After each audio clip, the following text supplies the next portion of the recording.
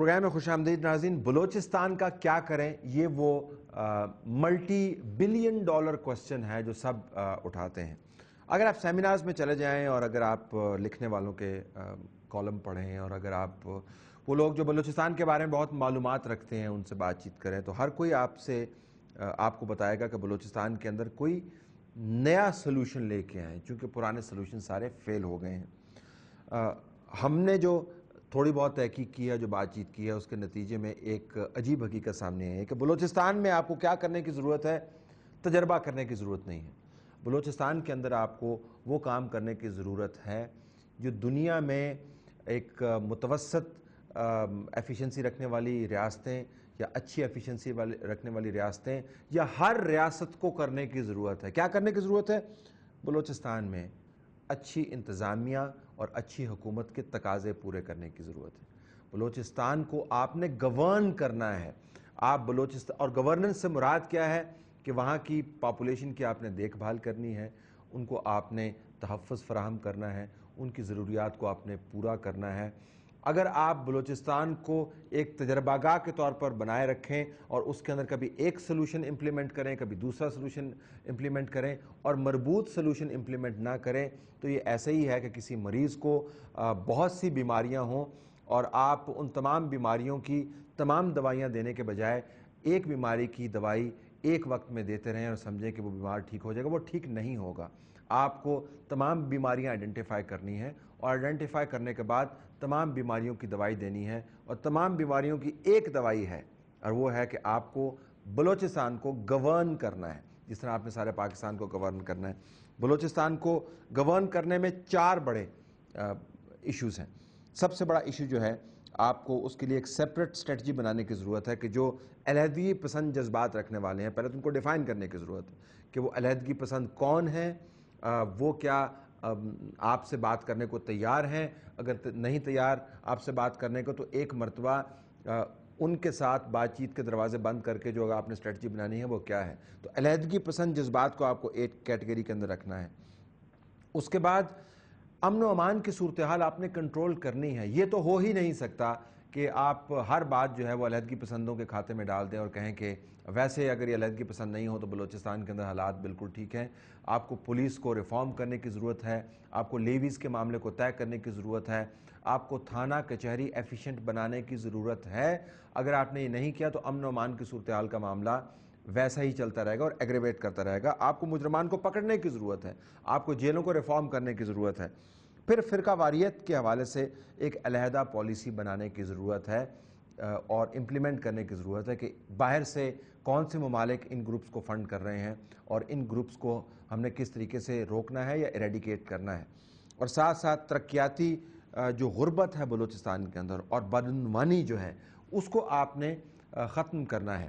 یعنی اگر آپ ان تمام ایلیمنٹس کو اکٹھا کریں تو آپ کو وہ کام کرنا ہے جو بدترین حکمران، جن کو ہم کلونیل پاورز کہتی ہیں، جو دوسرے ممالک کی زمینوں پر قبضہ کر کے انتظامی امور چلایا کرتے تھے، ان سے ہی ہمیں کچھ سیکھنے کی ضرورت ہے۔ برطانوی راج کے اندر بدعنوانی کم تھی، برطانوی راج کے اندر سڑک محفوظ تھی، برطانوی راج کے اندر لوگوں کو تحفظ کا ایک امپریشن یقیناً تھا اگر تحفظ موجود نہیں تھا، اور برطانوی راج کے اندر لوگوں کو یہ امید تھی کہ ان کو انصاف مل جائے گا۔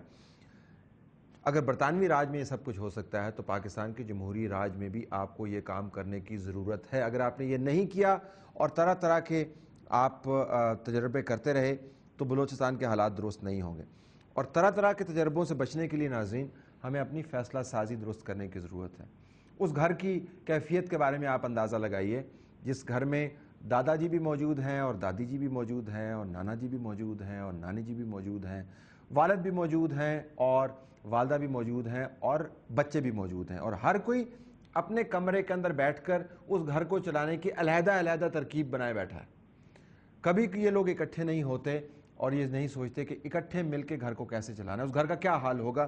وہاں پر 6 افراد ہوں گے اور 8 پالیسیز ہوں گی۔ پاکستان میں بلوچستان کے حوالے سے یہی صورتحال آپ کے سامنے ہے۔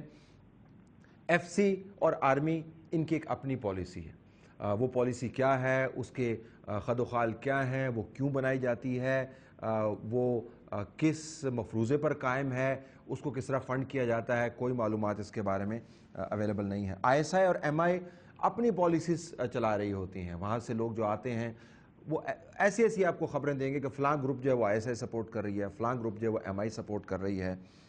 मीडिया और सिविल सोसाइटी किसी और ट्रेजेक्ट्री के ऊपर जा रहे हैं। वो रियासत को जो ख़तरात हैं उनके ऊपर बात नहीं करते, वो सिर्फ यही कहते हैं कि अगर एक ही मामला है बलूचिस्तान के अंदर वो इंसानी हकूक़ का है। बहुत बड़ा मामला है इंसानी हकूक़ का, इंसानी हकूक़ के मामले के साथ बैरूनी साजिश का भी मामला है। तो मीडिया और सिविल सोसाइटी को भी एक पेज पर लाने की ज़रूरत है।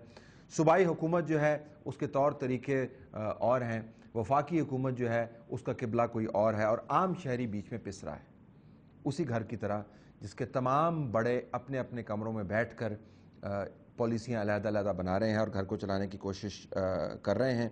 बलूचिस्तान में नाज़रीन अगर कामयाबी हासिल करनी है तो इन तमाम फ़ैसला साज क़ुव्वतों को एक जगह पर इकट्ठा होना होगा। आपको जानकर ये कतन हैरत नहीं होगी, क्योंकि मैं प्रोग्राम में पहले भी ये रेज़ कर चुका हूँ इशू, कि पाकिस्तान में इस वक्त आइनी तौर पर कोई ऐसा इदारा मौजूद नहीं है जहाँ पर सदर, वज़ीर आज़म, आर्मी चीफ्स, इंटेलिजेंस चीफ्स सब मिलकर बैठकर फ़ैसला कर सकें।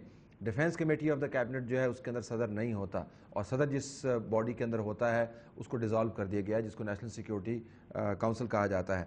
तो पाकिस्तान में आइनी तौर पर ऐसी चारपाई ही मौजूद नहीं है जिसके ऊपर ये तमाम लोग बैठकर फ़ैसला कर सकें। वो चारपाई, वो टेबल, वो ड्योड़ी, वो कमरा तलाश करने की ज़रूरत है जहाँ पर ये सब लोग इकट्ठे होकर पॉलिसी बनाएं। ये याद रखिएगा कि जब तक आपने सही पॉलिसी नहीं बनाई, इकट्ठे होकर पॉलिसी नहीं बनाई, तो 70% आपका काम हमेशा ख़राब ही रहेगा। बलूचिस्तान को स्टेबलाइज़ करने के लिए आपको सबसे पहले फ़ैसला साजी स्टेबलाइज़ करनी है।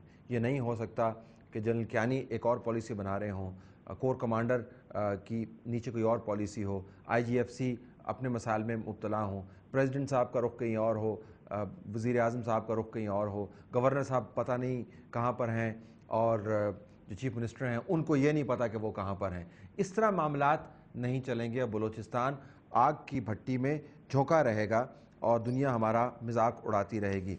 बलूचिस्तान को स्टेबलाइज़ करना कोई रॉकेट साइंस नहीं है, सिर्फ गवर्नेंस सीधी करने की बात है और फैसला साजी सही तरीके से करने की बात है। साजिशें खुद ही डिफीट हो जाएंगी अगर आपने अपने घर को और फैसला साजी के अंदाज़ को तब्दील कर दिया। नहीं तब्दील करेंगे तो बलूचिस्तान स्टेबलाइज़ नहीं होगा। तलत हुसैन को इजाज़त दीजिए। अल्लाह हाफ़िज़।